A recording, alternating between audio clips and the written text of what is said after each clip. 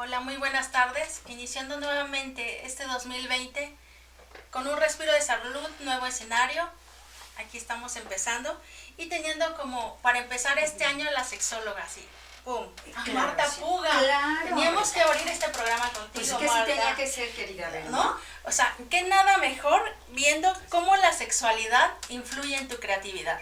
Así es, fíjate. Y la verdad es que la gente solamente piensa que vivirse sexualmente implica tener pareja.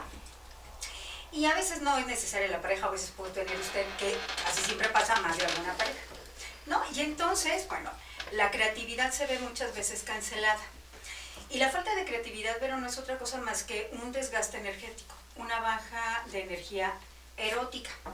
Aunque no solemos mencionar energía erótica, porque estaría diciendo yo realmente lo mismo. Ajá. Erótica es energía, entonces energía erótica es como si estuviera repitiendo la palabra.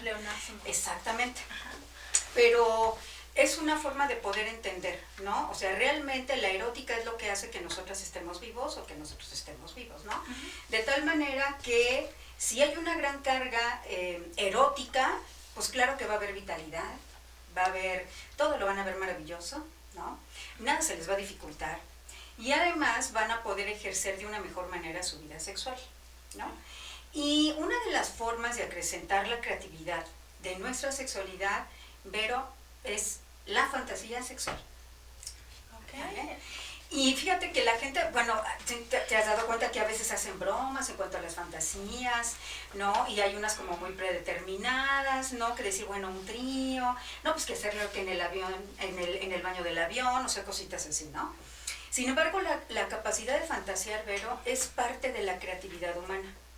Todos y todas tenemos esa capacidad de fantasía. Y nos la van desarrollando en la medida en que vamos creciendo. De tal manera que ustedes recordarán cuando eran niños y niñas que les daban los cuentos de los príncipes y las princesas o los de los superhéroes y las superheroínas, ¿verdad? Porque ahora aparecen las superheroínas que en otras épocas. Y entonces esa capacidad de fantasía no la iban desarrollando. ¿Vale?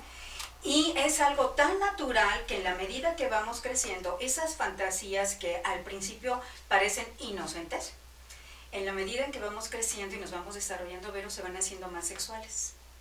¿Cómo va creciendo de esto desde la parte de la fantasía, ¿no?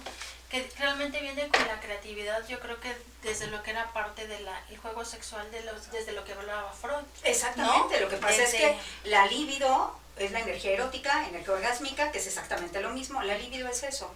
Por eso es que Freud decía que la infancia es perversa polimorfa. Uh-huh. ¿No? Y entonces digo, ay, es que eso ni siquiera deberíamos de perderlo, caray, pero la cultura no lo va quitando. Entonces, esa energía que está, esa erótica que está a flor de piel, porque eso es lo que está pasando al flor de piel, hay una capacidad imaginativa que se va desarrollando cuando el pequeño y la pequeña va estructurando el lenguaje. Uh-huh. ¿Sale? Y va aprendiendo muchas cosas por imitación. De hecho, siempre estamos aprendiendo sexualmente y siempre estamos dando una educación de la sexualidad. Y los papás o los adultos y adultas suelen pensar que, ay, ¿cuál es la edad ideal para iniciar una educación sexual? Y yo digo, no, hombre, pues es que ya empezaron desde hace antes, un montón, ¿no? O sea, ya empezaron a dar una educación de la sexualidad. Uh-huh. Lo que pasa es que no lo hacemos consciente, porque en nuestra cultura pensamos que dar una educación de la sexualidad requiere de información con una persona determinada en un contexto determinado, ¿no? Y no nos damos cuenta que la vida sexual es parte de la vida cotidiana. Y entonces, hablar de la energía como esta erótica, esta capacidad orgásmica, es parte de la condición humana.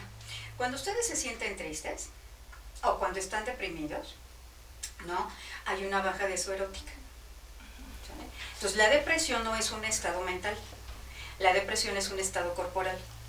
Ajá. Por ejemplo, cuando tenemos gripa, ¿no? Uh-huh. Pues nos sentimos tristes y el cuerpecito como que se va haciendo chiquito, no hay energía disponible, exactamente, ¿no? Es una energía introyectiva porque no hay manera de poder expandirla porque el cuerpo está en recuperación, ¿no? Y entonces lo mismo pasa cuando la persona se vive sexualmente, ¿no? Hay personas que pueden pasar toda una vida sin tener una vida sexual con alguien más, o sea, sí tiene una vida sexual, ¿vale? O sea, ya tenemos un cuerpo sexuado, porque el cuerpo es realidad, y el hecho de que tengamos un cuerpo sexuado no nos obliga a vivirnos sexualmente. Pero la cultura nos obliga, pero debería de ser una decisión. El hecho de que yo tenga esta capacidad sexuada o esta energía erótica, yo la puedo utilizar para otras cosas de mi vida y casi la mayoría de la gente hace eso. O sea, la energía que ustedes utilizan para ir a trabajar, para ir a estudiar y demás, no es otra más que la erótica pura. Que estás realmente cambiando o modificando o tratando de cambiar ese deseo sexual a una forma... A una atracción, más bien, mira, la energía erótica está puesta ahí. Si no hay una energía puesta en el cuerpo, Vero, la persona no existe. La persona estaría muerta.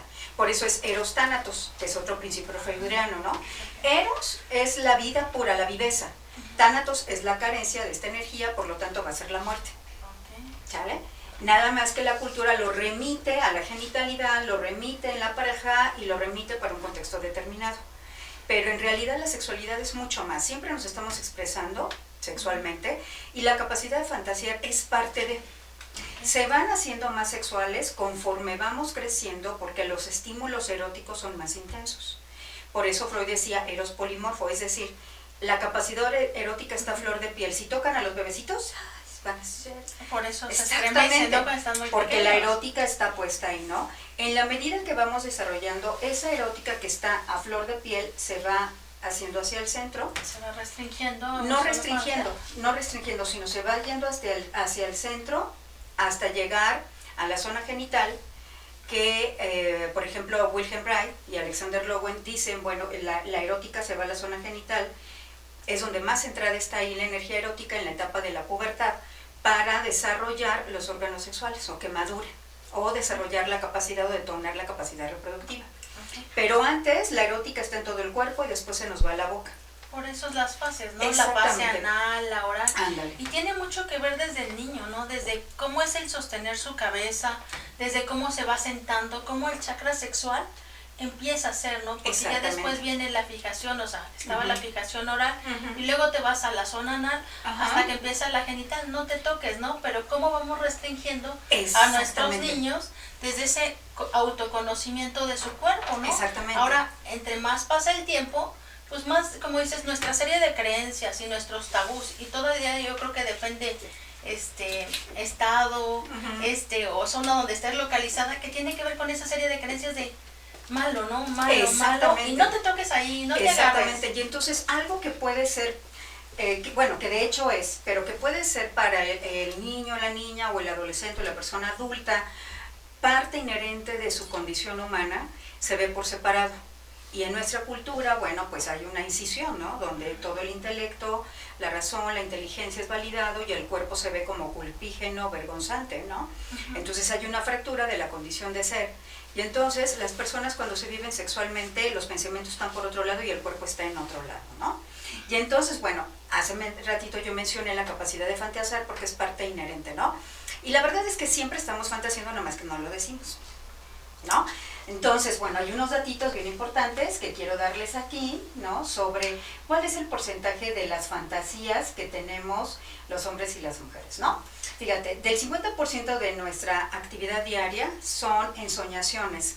¿Qué son las ensoñaciones? Es decir, un pensamiento que ustedes pueden modificar ese pensamiento, agregar personas, quitar personas, modificar los cuerpos de las personas, modificarnos el propio cuerpo, hasta el género, podemos cambiar el género si queremos, como, ¿qué se sentiría, no? Si eres mujer, ¿qué se sentiría seducir si soy hombre, si fuera hombre, no? Entonces, fíjate, el 50% son ensoñaciones.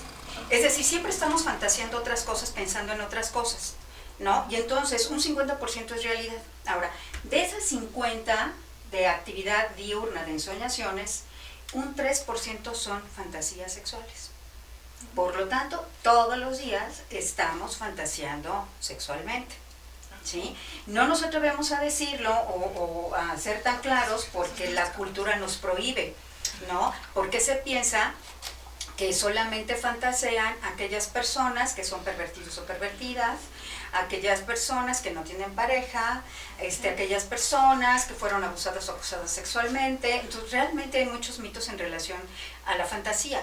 Incluso es frecuente, por ejemplo, que más de alguna de las mujeres cuando fantasea sexualmente con alguna otra persona que no es su pareja estable, suele muchas veces expresar, es que creo que le estoy siendo infiel. Ya ves, con la idea de que ponen, ¿cómo dicen? Fiel... Con cuerpo y pensamiento. Yo digo, ay, por favor, ninguno de los dos aplica, pero bueno, ¿no? O sea, la misma cultura lo pone así. Entonces, la fantasía es una forma de desarrollar nuestra creatividad sexual. que lamentablemente nuestra cultura no nos enseña de una manera positiva a desarrollar nuestra capacidad de fantasía sexual. Pero resulta bien interesante el fenómeno que hay, porque entre mayor represión, mayor transgresión y mayor erótica. Y entonces si nos reprimen más, fantaseamos más. Eso ¿sí? tiene mucho que ver a veces cuando dicen que las cosas prohibidas son las que mejor saben, ¿no? Pues sí, por eso digo yo que prohibir no es la solución, mejor hay que hablar claro, o sea, que sí, que no, o sea, que si te atreves a hacer esto o exploras esto, cuál es tu ventaja y cuál es tu desventaja, ¿no? Ahora, fantasear, la verdad es que es una de las mejores posibilidades de saber quiénes somos como personas y cómo nos estamos viviendo sexualmente. Y qué cosas nos gustaría explorar, ¿no? O incluso para mí es una herramienta terapéutica trabajar la fantasía sexual dentro de terapia ya sea individual o terapia de pareja. Y entonces, ¿por qué? Porque la fantasía, la capacidad de fantasear aumenta nuestra autoestima, ¿no? Podemos modificarnos el cuerpo, la atracción erótica, ¿no? Podemos meter y sacar personajes. Yo no sé si usted tiene por ahí como su, ¿cómo le llaman? Su fring. ¿Qué otra cosa? Que tengan por ahí su amor platónico, ¿no? O así el actor o actriz que dice, no, bueno, si me lo encontrara no sé qué pasaría. Todo eso ya es una fantasía, ¿sale? Y bueno, nos ayuda a aumentar la autoestima, nos ayuda incluso a explorar nuestra sexualidad, porque como es fantasía, no se va a llevar a cabo. Y entonces uno puede atreverse a hacer cosas que en la vida real uno diría, híjole, la verdad es que yo no me atrevería a hacerlo. Pero la fantasía sí te permite. Por ejemplo, a veces que me dicen, bueno, y en la fantasía uno no tiene que usar condón, ¿verdad? Yo digo, pues no, si no quieres usar el condón, pues no lo utilizas, ¿no? ¿Por qué? Porque pues no hay riesgo de un embarazo ni de una infección, porque es algo imaginativo, ¿no? A veces las parejas me dicen, oye Marta, ¿y sería bueno que yo le compartiera una fantasía sexual a mi pareja, no? Y yo digo que siempre es una posibilidad de poder ampliar en pareja otras formas de explorar su relación de pareja y también su vida sexual y salir de lo rutinario. Nuestra cultura no es una cultura que realmente valide y exalte el placer. Está muy castigado. Exactamente, ¿no? Y menos aquellos placeres que tienen que ver con la capacidad orgásmica, es decir, con el cuerpo, ¿no? Causa culpa, ¿no? Exactamente. Por la grande culpa que causa. Ajá. Desde los tabús que veníamos diciendo. Así es. De las creencias que ya alguna vez ya se había hablado. Así es, ¿no? y luego además, a veces las parejas pierden el encanto, por así decirlo, porque las fantasías son un buen estímulo sexual efectivo. ¿Se acuerdan que una vez había hablado sobre los estímulos sexuales efectivos? O sea, ¿qué es un estímulo sexual efectivo? La misma frase lo dice. Son todos aquellos estímulos externos o internos que nos provoca una excitación, ¿sale? Entonces, ¿cuáles serían los externos? Cuando ustedes ven al chico o a la chica que les gusta, ¿no? O cuando ven a su pareja vestido o vestida de tal o cual forma, ¿no? Ese sería un estímulo sexual efectivo. Un estímulo sexual efectivo interno son las fantasías. Es decir, que yo pueda, que yo diga, no, bueno, la verdad es que, no, yo ahorita quiero tener una fantasía con no sé quién, ¿no? Y aunque esté yo con mi pareja real, yo puedo estar imaginándome que tengo un encuentro erótico con alguien más. Y a lo mejor el que yo me imagine la cena y todo y demás va a aumentar mi deseo sexual, mi energía erótica y pueden incluso experimentar un orgasmo, ¿no? Ahora, lo interesante de las fantasías es que a veces no se dicen, porque es algo privado. Pero sí nos puede servir, por ejemplo, en pareja, decir, bueno, pero a veces yo si les pongo tarea, les digo, oiga, me van a traer una fantasía cada uno. Porque hay que vamos a nada más traerme una fantasía. Uy, Martita, pero pues fantasear yo, pues eso era cuando era un chaval, caray. ¿No? Porque piensan que solamente fantasían los y las adolescentes, porque como aparentemente tienen prohibido tener un encuentro erótico, que ahora ya no está prohibido nada, probablemente en otras generaciones sí, pero aun cuando les prohibían, de todas maneras lo hacían, ¿no? Entonces, se suele pensar que fantasear es una etapa de la como si fuera la adolescencia. Exactamente, ¿no? Y la verdad es que no es así, ¿no? Amenaza mucho a las parejas, porque a veces me dicen, oye, ¿y qué tal si yo le digo que pues que fantaseen con mi exnovio o que mi exnovia, ¿no? Bueno, ya tendremos que ver qué es lo que está pasando, porque como herramienta terapéutica hay también fantasías intrusivas. Se hace cuenta que ustedes están fantaseando y la fantasía, híjole, va muy bien, y de repente aparece algo o aparece alguien. Un pensamiento. Exactamente, y en ese momento la fantasía que iba muy bien, muy placentera, algo la trastoca. Entonces yo le llamo a esas como fantasías intrusivas. Es decir, ¿qué es lo que está detonando que tu capacidad de fantasía y tu creatividad sexual en materia de fantasear se está viendo trastocada? Y generalmente esas fantasías tienen una historia, o sea, porque nosotros fantaseamos de acuerdo a lo que conocemos, a lo que hemos experimentado y a lo que podemos imaginar. Entonces, si la persona vivió una situación desagradable, por decir, o encuentros sexuales fallidos, donde iba con toda la intención de sí y a la mera hora le dijeron que no, y era constante, o incluso hasta algo muy grave como un abuso sexual o una violación. Entonces, si hubo abuso sexual o una violación a muy tierna infancia, es probable que aparezcan las fantasías sexuales. Entonces, la fantasía sexual también nos sirve para eso, ¿no? También sería como un tratamiento psicológico, exactamente, ¿no? Es una herramienta terapéutica. Yo la utilizo mucho como herramienta terapéutica para darme cuenta qué cosas son lo que trastoca el placer sexual de esa persona, ayudarle a modificarlas, incluso con la misma fantasía, ¿no? Inventar otro discurso, inventar otra realidad, inventar otros personajes, a la persona le va a permitir entrar en su psique, más el trabajo terapéutico que hacemos. La fantasía resulta una excelente herramienta como abordaje terapéutico. Y se me hace muy buena opción, por ejemplo, en muchos casos de violación, como estás diciendo. Estábamos viendo que también otra cosa que está pasando es el sueño, ¿no? Que no te estás dando tiempo de dormir. Y realmente el dormir muchas veces es fantasear, porque llegas a esto. Y cuando me ha pasado por ahí, ha habido algún paciente que a lo mejor ha tenido este tipo de ensoñación, pero como dices, aparece la culpa, aparece la mamá, aparece algún ente espiritual. Exactamente. O cualquier cosa espiritual que tenga que ver y empieza la culpa. Así y no es. logra ya desarrollar Así esto. es. Y fíjate que ahorita que tú mencionas la culpa, una de las cosas que trastoca la diversidad en materia de sexualidad y en cuanto a la fantasía tiene que ver con la vergüenza y con la culpa.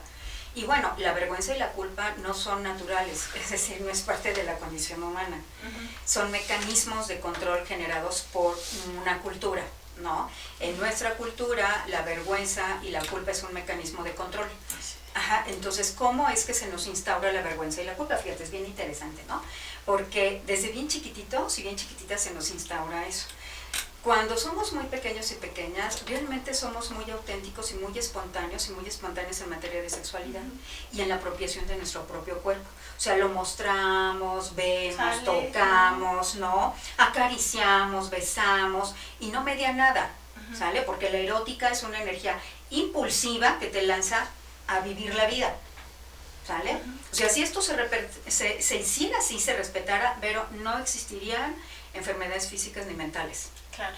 Porque precisamente todo lo que es una patología es la represión de la condición natural de la humanidad, ¿sale?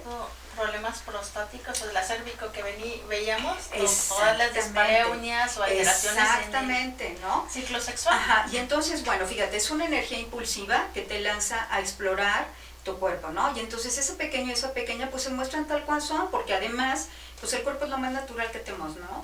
Y nacimos desnudas y desnudos, cara, digo, nadie, bueno, hasta hoy día yo no conozco a alguien que le haya llegado con la maleta, ¿no? Porque no es así. Sin embargo, cuando ese pequeño y esa pequeña se exponen o no, o se muestran sin censura alguna, los adultos y adultas les van a decir, ¿qué pasó? O sea, sí, ¿no? O incluso, y eso de nada más asustarse, ¿no?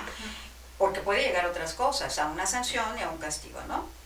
Y entonces el pequeño y la pequeña, obviamente lo que hace es retraer su energía erótica que va para mostrarse, se retrae, no porque él o ella lo haga, sino el cuerpo, la musculatura corporal, los músculos de atrás se tensan y jalan a los de adelante, entonces dice, ¿qué pasó? Entonces la energía erótica se queda así, hagan de cuenta que topó con muro, o sea, no hubo manera de que siguiera adelante. Y entonces, ante eso, el niño o la niña van a experimentar vergüenza porque les van a decir, ¿por qué te muestras así? ¿Qué tal, cuando ni siquiera tienen conciencia mínima de qué es la vergüenza? Y luego va a venir la sanción, va a venir el castigo. Y el castigo es lo que va a detonar la culpa, porque es además, yo te castigo no porque yo te quisiera castigar, te castigo por tu culpa porque te mostraste desnudo en un lugar donde no deberías demostrarte. Así es el mecanismo. Y entonces las fantasías también están bañadas lamentablemente de esto, de prohibiciones, de vergüenza y de culpa. ¿no?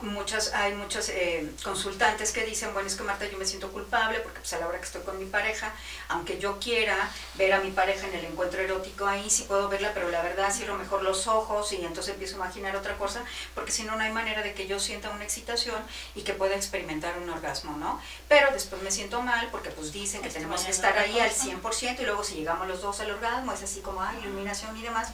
Digo, la verdad es que sí puede aprender uno a llegar los dos al orgasmo, pero es algo, digo, tiene una carga valorativa emocional que raya en lo espiritual como una fusión de pareja. Lo peor que les puede pasar de verdad, aunque lo ponen así como muy romántico, tú y yo somos uno mismo, es lo peor.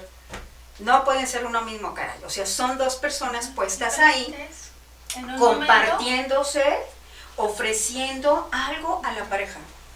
Pero si ustedes quieren lograr un orgasmo, ¿no? O un encuentro erótico sexual para fusionarse, alguien va a salir perdiendo. O sea, no es lo idílico, aunque se oye bien bonito, porque así no lo han puesto con este romanticismo, que también es un invento, pues no lo ponen así, pero la verdad es que no viene bien. Y entonces cuando las parejas fantasean, es lo que más culpa les da, pensar que piensan en otras personas menos en su pareja. Y aparte que a veces no lo creen normal, ¿no? Como dices, cuando tú te pones a hablar de sexualidad, dices, ajá, aquí vemos que no hay normalidad, ¿no? Que cada quien es una zona independiente. Así es. Y mucha gente tiende a decir cuánto es lo adecuado, cómo es lo adecuado, qué debo de pensar. Así es. Pero era como desde el ejercicio que hacías anteriormente, ¿no? De concentrarte en el aquí y en el ahora, ¿no? De qué está haciendo para volver a regresar. Así es. Y concentrarse en el aquí y en el ahora, Vero, no es necesariamente en la pareja. Es en todo. Es individualmente. ¿Sale? La gente a veces suele pensar que esto es como egocentrismo, vanidad. Yo digo, es que no. Porque si ustedes están atentos o atentas de qué está sintiendo su pareja, si su pareja ya va a llegar al orgasmo, si sí tuvo un orgasmo o no. Estás fuera de otra, estás afuera y no estás adentro. Exactamente, entonces ni lo va a disfrutar ella, ni lo va a disfrutar él, o ella, o él. Ajá. ¿Por qué? Porque están fuera de sí. Entonces, estar al 100 es decir, híjole, bueno, yo soy consciente de mi erotismo, yo soy consciente de cómo me gusta ser tocada, cómo me gusta ser tocado, cómo me gusta, o sea, o qué puedo hacer yo, qué me excita a mí acariciar, o me gusta que me acaricien, me gusta ver o me gusta que me vean, que estaríamos hablando de expresiones comportamentales, que también las expresiones comportamentales son parte de la diversidad y la creatividad en que las personas se viven sexualmente, pero que son vistas por la cultura muy mal, Vero. Generalmente lo vemos en psicología y todavía en medicina, ¿no? Lo ponen como perversiones, ¿no? La verdad es que, bueno, yo les decía que la palabra perversión no es tan mala, porque es vertir, hagan de cuenta que es este contenedor. Ajá, o sea, aquí es un contenedor, ¿para qué? Para vertir líquido, ¿sale? Pero entonces si yo sigo platicando con ustedes, si yo sigo virtiendo líquido aquí, ¿qué va a pasar? Se va a pervertir. Eso es la palabra pervertir, es decir, hay mucho de eso. En realidad no es mala, exactamente, pero no es mala la palabra, pero lo ponen como una perversión. Y son vistas de manera negativa, de hecho las fantasías podríamos decir que también podrían entrar como una expresión comportamental de la sexualidad, porque su objetivo es jugar, es la parte lúdica y el placer, experimentar un orgasmo. No les interesa la reproducción. Entonces, todo aquello en nuestra cultura, todo encuentro erótico que tengamos que no tenga una finalidad para reproducirse es mal visto. Exactamente. Y como dices, si la gente se empezara a realmente ser un poco egoísta y realmente pensar en tu placer, pues sería a lo mejor más placentero, a lo mejor para los dos, porque voy a estar viendo a lo mejor que tú estés bien, si yo no estoy bien, ¿no? Exactamente. Y una manera de desarrollar su capacidad autoerótica es autoerotizándose, ¿no? Lo que conocemos, que la palabra también está muy bien dicha, pero tiene una carga valorativa muy negativa, que es la masturbación, ¿no? Y la masturbación, digo, bueno, mucha gente fantasea cuando se está autoerotizando, ¿no? Y así como las fantasías nos permiten relajarnos, la capacidad autoerótica o masturbación, como generalmente se conoce, también nos permite relajarnos. ¿Por qué? Porque es una carga erótica. ¿Te acuerdas que les decía yo de la fórmula del orgasmo? Es tensión muscular, se tensan los músculos, y si los tensamos por los estímulos sexuales, tanto externos como internos, se van a tensar nuestros músculos y se van a cargar de energía erótica. va a llegar un punto máximo de tensión con un punto máximo de carga de energía erótica y entonces es tensión, carga, descarga y relajación. Eso es el placer sexual, eso es el orgasmo. Las fantasías sexuales nos pueden servir para estimularnos física y mentalmente, para poder tener una excitación, para poder lograr un orgasmo, ¿no? Y después, bueno, se dice, bueno, sí, ya ahora sí ya me voy a dormir, gracias cuerpo por esto que me has regalado, ¿no? Entonces, es una forma también de vivir su sexualidad, pero se ve muy mal porque pues se supone que si tienes un cuerpo sexuado, pues tienes que vivirte sexualmente con alguien más, ¿no? Cuidadito que se te ocurra decir que no, ¿no? Y debería de ser una decisión, no una imposición, ¿no? Pero fíjate, a ver, algunas veces pacientes llegan y te dicen, soy asexual, ¿no? Sí. Que no tengo ningún placer. Pero, bueno, no puede ser que no tengas ningún placer, ¿no? Tiene que haber algo que Sí. despierte en ti, como dices, desde el hecho de levantarte, Ándale.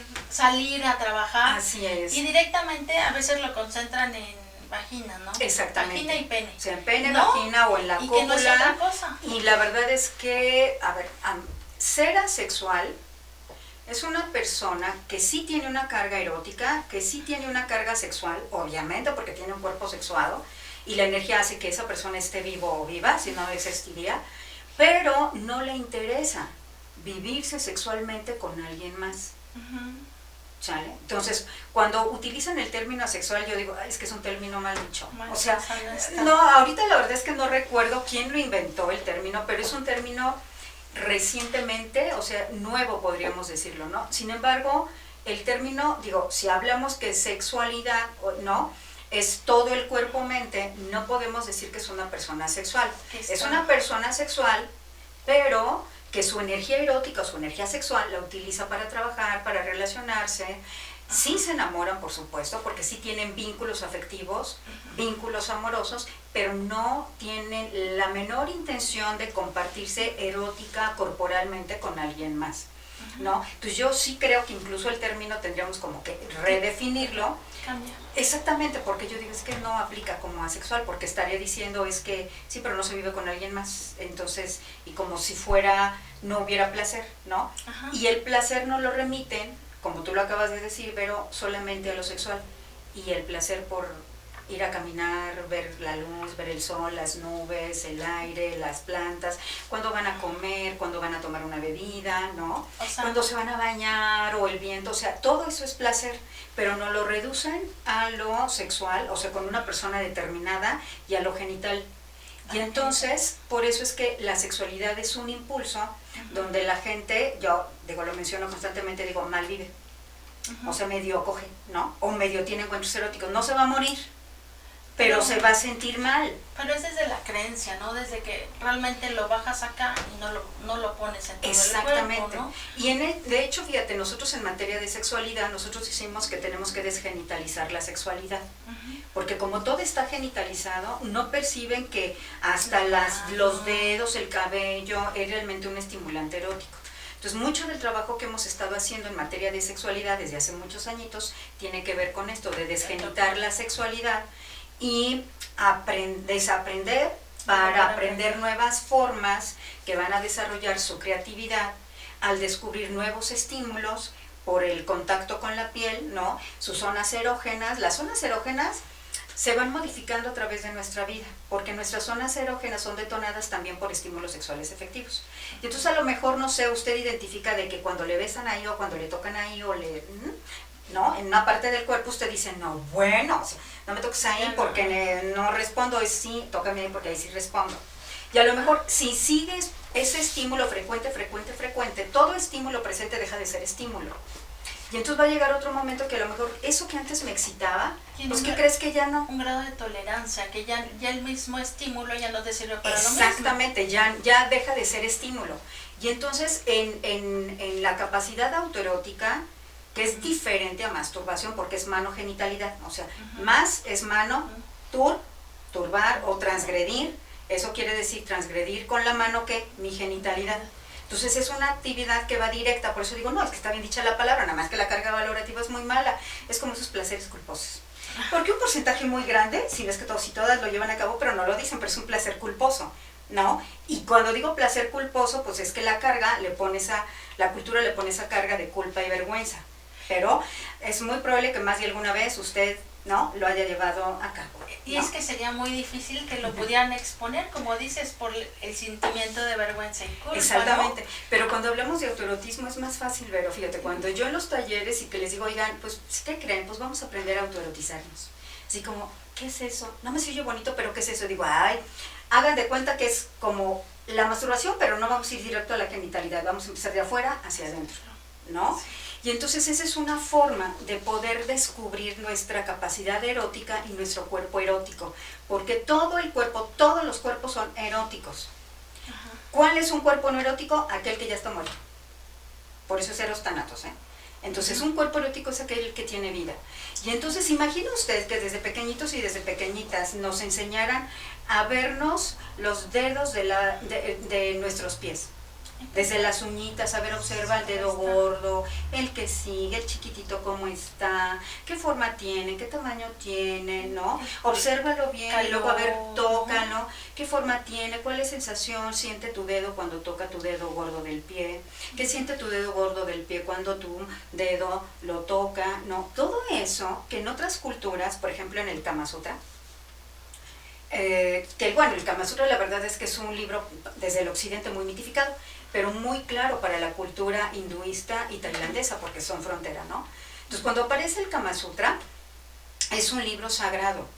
Y es un libro sagrado que era una práctica que se les enseñaba solamente a los monjes y a las monjas que estaban muy cercanos al rey. No era práctica de todos los plebeyos y plebeyas hinduistas, ¿eh? No, esa era una práctica porque cada una de las posturas, Vero, que nosotros le vemos así como, no, ay, se ha de sentir bien rico esta postura, no, ¿y cómo le hacemos esta? No, le digo, pues cuelgan un arnés a ver si se pueden bajar o algo, ¿no? O sea, nosotros lo vemos muy diferente porque nuestra cosmogonía y nuestra cultura es muy distinta a la cultura tailandesa e hinduista. Para ellos, cada postura tenía un objetivo determinado. Y el objetivo determinado era entrar en un estado alterno de conciencia, lo que aquí conocemos como iluminación. ¿Sale? Entonces, para la cultura no era una postura nada más así porque se me antojó, ¿no? O porque es con la que llego más rápido o experimento un orgasmo. No, para nada. Entonces, incluso, por ejemplo, ellos revisaban las fases de la luna. Y entonces decían, no, bueno, ¿verdad? Bueno, pues es que el rey quiere, ¿verdad? ¿Qué fase de la luna hay? Ah, no, pues de acuerdo a esa fase lunar, ponían los alimentos, que es sensación de la boca, placer, exactamente, de gustar, aromas, sonidos, los aceites, el cuerpo, o sea, cómo vamos a adornar el cuerpo, y además todo era ritualizado. Entonces podían pasar hasta 4 o 5 días en un encuentro erótico, cuando aquí a veces son, bueno, el promedio que los mexicanos y las mexicanas pueden experimentar, un encuentro erótico cuando estoy hablando de orgasmo. Un encuentro erótico en promedio dura, ya así como, me voy a ver así como, sí, le echaron ganas, 8 minutos. Imagínate tú si dicen el mañanero y rapidín. O sea, como... minuto y medio. Exactamente. ¿No? Sin embargo, en nuestra cultura es así como, ay, no, pues es que no nos dedicamos, digo, si ya cuando están emparejados, ya no se conquistan, ya no salen a tomar un café, ya no tienen citas. Pues imagínate para el encuentro erótico sexual, nuestra cultura es ritualizada en lo religioso, pero no es una cultura ritualizada en el placer sexual, a diferencia de la cultura. Ahora, cuando estoy hablando yo de este contexto, ustedes dirán, ay, no, entonces en este siglo XXI los hindúes y las se siguen viviendo igual. ¿Qué creen que no? Lamentablemente no, porque ese fue todo un momento histórico, ¿no? Entonces, fíjate todos los elementos que están puestos en el Kama Sutra. Y además saber las diferentes vulvas que hay, los diferentes penes que hay, ¿no? Incluso el tamaño, incluso tienen varios nombres, que ahorita no me acuerdo, creo que de la que más me acuerdo es que es de la vulva caballo, la vulva elefante, ¿no? Lingam, que es el nombre como que más se refiere a lo que tiene que ver con el pene, pero era todo un conocimiento realmente muy desarrollado en materia de sexualidad. Y muy espiritual. Exactamente. O sea, fíjate que nosotros como ha venido a caer en algo burdo, o algo, como dices, o sea, aquí ves Kama Sutra y casi se tapan los ojos, ¿no?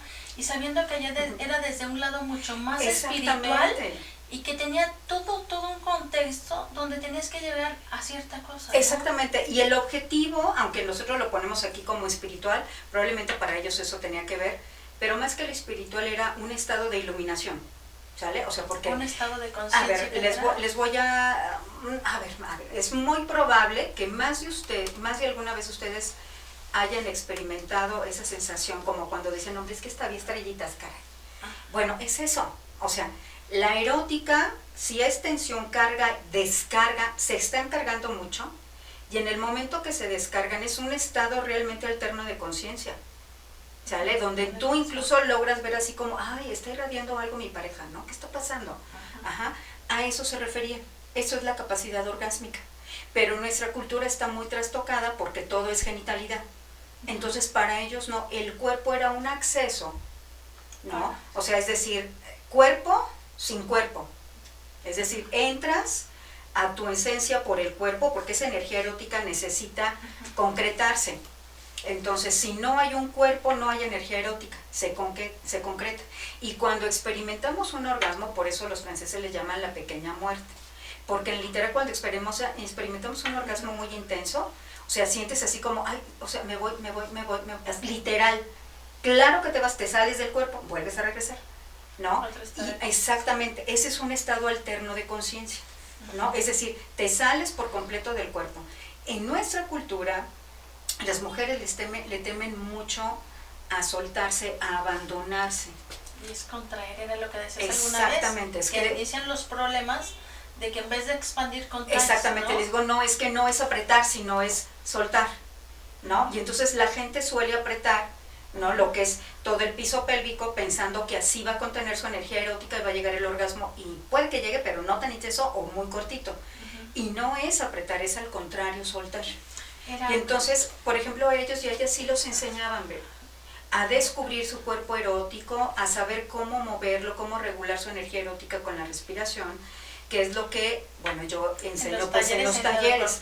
Exactamente. Cuerpo y movimiento. Exactamente, orgasmo, el taller de orgasmo, cuerpo y movimiento tiene que ver desaprender lo que te enseñaron o lo que tú erróneamente descubriste de tu sexualidad y que pensaste que era así, ¿no? Para tener un mayor control cuerpo-mente, y cuando digo mayor control cuerpo-mente no estoy diciendo que lo controles, sino un mayor conocimiento de tu cuerpo-mente y tu de energía orgásmica y cómo utilizarla. Ahora, si ustedes entre más encuentros eróticos sexuales tengan, pues más oxitocina, dopamina, serotonina, norepinefrina, entonces siempre van a andar de buen ánimo, siempre van a andar con una buena actitud. Exactamente, porque es un coctelito de sustancias químicas que va a estar puesto en el cuerpo, ¿no? Y sería un buen detonante para evitar tanta pastilla que están tomando para depresión, ¿no? Sí, pues es que eso ha ido aumentando, pero ¿no? Y ya ha ido aumentando, digo, yo sé que todos y todas, ¿verdad? No tenemos que trabajar, ¿no? Entonces, el trabajo es uno de los factores porque las personas y las parejas tienen mayor problemas en materia de sexualidad. Porque salen de su casa, digamos, no sé, si entran a trabajar a las 8 de la mañana, ¿a qué hora se tienen que levantar? ¿No? Y muchas veces llegan, que será 7 de la noche a su casa, y si se les ocurre llevarse trabajo a su casa, pues si están emparejados, pues ¿qué tiempo tienen de pareja? ¿No? Y es una pregunta frecuente que les hago, oigan, ¿cuánto tiempo pasan ustedes en pareja? ¿No? Ay, sí, bueno, después cuando llegamos en el trabajo, ¿verdad? Pues nos vemos y ¿cómo te fue en el trabajo? Pues no, ese no es tiempo de pareja. No, pero dormimos juntos, tampoco es tiempo de pareja, ¿no? Ajá. Y entonces se dan cuenta que muchas veces, y de veras, ¿verdad? Es grave cuando hacemos las estadísticas, les vamos a ver su agenda cotidiana, pero a veces ni siquiera 20 minutos en pareja tienen. Y más si ya hay hijos, hijas, porque fungen más el rol de paternar o de maternar, y ya se olvidaron de ser parejas. Entonces hay un agotamiento crónico, y tú lo has de ver muy seguido en tus consultantes, ¿no? En tus pacientes. Hay un agotamiento crónico, tanto físico como mental, que es físico, que va a tener una carga también mental, no es al revés. Entonces, pues tú, o sea, si tú llegas y además si tienes jefe y te fue muy mal con el jefe o te fue muy mal con la jefa, ¿no? Y tu pareja a lo mejor quiere, pues no va a haber energía disponible para entrarle a eso, porque como están descargados y descargadas energéticamente, pues lo que quieren es dormir. Ya está muy baja la energía. Exactamente. Entonces, por ejemplo, a veces, cuando yo detecto estas cosas, incluso, por ejemplo, que trabajan, pero que además le meten mucho a la actividad física, hacer el ejercicio, ya ven que lo está de moda todos los fines. Claro que se ven muy lindos los cuerpos, pero hay más desgaste. Pero si supieran el tipo de cuerpo para sí, el rígido, o la erótica difícilmente va a estar por ahí. Sí va a estar, pero no tan flexible. ¿No? Ajá. Y entonces hay un desgaste físico y mental, hay un agotamiento. Entonces no van a funcionar bien sexualmente. Y si además se obligan aun cuando estén agotados y agotadas físicamente, a tener un encuentro erótico, en el caso de ellas no es tan notorio. Puede que digan, no, la verdad es que no tengo ganas. Bueno, sí está bien, aquí haga lo que quiere y que me deje dormir. Pero en el caso de los hombres, como la erección es muy evidente, digo, las mujeres también tenemos erección, pero el clítoris no se nota tanto. Bueno, sí se nota, pero no tanto como el pene, ¿sale? Si el hombre está muy agotado y además se ve obligado a responder sexualmente, va a sobrecargar el cuerpo y es lo que digo, es que se va a fundir. Entonces no va a haber una erección, ¿no? ¿Por qué? Porque hay una descarga y sobrecargo el cuerpo. Entonces les digo, oigan, primero duerman, ¿no? O sea, descansen, duerman y luego ya vemos lo demás. Fíjate que en otros momentos de la historia sexual y de la terapia nunca hablábamos de eso. Y yo me he dado cuenta del sobreagotamiento que hay en mis consultantes. Entonces les digo, oiga, ¿saben qué? Primero duerman. O sea, duerman y coman bien. Y luego ya vamos a ir haciendo cositas. Incluso muchas veces no es de que tengan que tener un encuentro erótico donde tenga que haber erección y tenga que haber penetración. Les digo, duerman y coman, o fíjense, vamos a hacer esto, ¿no? Vamos a inventar un escenario, ¿no? Obviamente haciéndome yo del recurso de la fantasía. ¿Cómo les gustaría un escenario para un encuentro erótico? Y digo erótico, donde nada más se van a tocar, acariciar, besar, ver, ¿no? No necesariamente va a ser llegar a una cópula, pero si llegan está bien. ¿Cómo les gustaría el escenario? ¿No? ¿Dónde? ¿Cómo a qué horas? ¿Qué te gustaría que hubiera ahí? ¿Qué elementos te gustaría? Auditivos, visuales, olfativos, táctiles. ¿Qué te gustaría que hubiera? ¿No? Y luego es esta práctica erótica en desnudez. ¿Saben qué? O sea, no es obligatorio. La erótica no se puede obligar. Si obligamos a la erótica, deja de ser erótica. O sea, no se puede obligar, pero sí podemos detonarla. O sea, si yo digo, bueno, es que estoy muy cansada, y la verdad es que sí me gustaría un masaje y una bebida rica ahí. Eso es todo. O sea, si a lo mejor el masaje me detona más mi deseo, mi placer sexual, continuamos. Pero si con eso para mí es suficiente, muchas gracias. ¿Sale? Es una manera de ir recuperando la erótica y de ir recuperando el cuerpo. En nuestra cultura todavía esto les cuesta mucho trabajo, porque el inconsciente colectivo es genitalizado. Entonces piensan, hay veces que me dicen, no, ay, bueno, es que sí, nos besamos, nos acariciamos para arriba, por debajo de la ropa y todo, pero, ay, no tuvimos un encuentro erótico, ¿no? O no tuvimos sexo. Que el sexo, bueno, la palabra está mal dicha también, ¿no? Entonces digo, no, es que sí lo tuvieron, nada más que no hubo penetración, porque se piensa que a fuerzas tiene que haber penetración para decir, tuve un encuentro erótico. Es ¿no? muy diferente. Exactamente, entonces si te das cuenta, nuestra creatividad está regulada, Vero, por la cultura. Si nosotras y nosotros crecimos en una cultura donde se le teme a lo sexual, donde se le teme al placer, pues ¿cómo va a ser nuestra creatividad sexual? No, pues va a estar reprimida, ¿no? Exactamente, bueno, aparentemente reprimida, porque la fórmula de, digo yo, a ver, si ustedes quieren que la gente de verdad se viva erótica y sexualmente, le digo, aumentenle la moral. Mayor represión, mayor transgresión, mayor deseo sexual. Por eso es que en nuestra cultura, aunque hay mucha represión, somos una cultura, digamos, como más cachonda que otras. Por ejemplo, los europeos, pues, ¿verdad? Aunque sean muy atractivos, pues ni como ellos los alemanes, ¿no? O los que están en el área nórdica y demás, pues su energía erótica está contenida para mantener su calorcito. No va a haber manera de que disfruten con otra persona, ¿vale? Okay. Pues otra vez nos alcanzó el tiempo, sí, Marta. Nunca nos da tiempo de terminar todo esto, bien interesantes los temas, pero era muy importante iniciar este 2020 activando lo que era la parte del chakra sexual, decíamos. Cuando está reprimido el chakra sexual, tiene mucho que ver con la creatividad. Eso íbamos. Mucho de las fantasías que no alcanzamos a ver ni al principio nuevamente. Así es. Pero deseando que expandan. Yo creo que muchas de las enfermedades tendrían una finalidad o mínimo se reprimirían la enfermedad a costa de estar como fibromialgia, las vaginosis, problemas de próstata. Exactamente. Sí, todas las disfunciones sexuales tienen este punto de origen, ¿no? La cancelación del chakra sexual, que es el chakra raíz, antes del chakra, está primero el chakra raíz y luego el chakra sexual. Y en nuestra cultura estamos muy desarraigados y desarraigadas también, entonces va a tener una correlación muy fuerte con el chakra sexual. Pues nos quedamos hasta aquí, nuevamente. Esperando que nos vuelvas a acompañar, Marta, y que nos platiques más de estas fantasías sexuales que yo creo que a todo mundo nos interesan para diario llegar alegres. Hacer que un ejercicio donde yo les doy el inicio y ustedes sigan la fantasía. Claro, eso sería muy importante para poder expandir, que hoy teníamos planeado hacerlo, pero ya no nos dio tiempo. Entonces la siguiente vez que tengamos aquí a Marta, que la estaremos teniendo seguido, nos pueda dar algún ejercicio de liberación y no solamente ver que la sexualidad se basa solamente en la genitalidad, ¿verdad? Sino va más allá. Pues muchas gracias, Marta. Gracias a ti, Vero, por un respiro de salud nuevamente estando aquí con Marta. Muchísimas gracias. Gracias, linda tarde.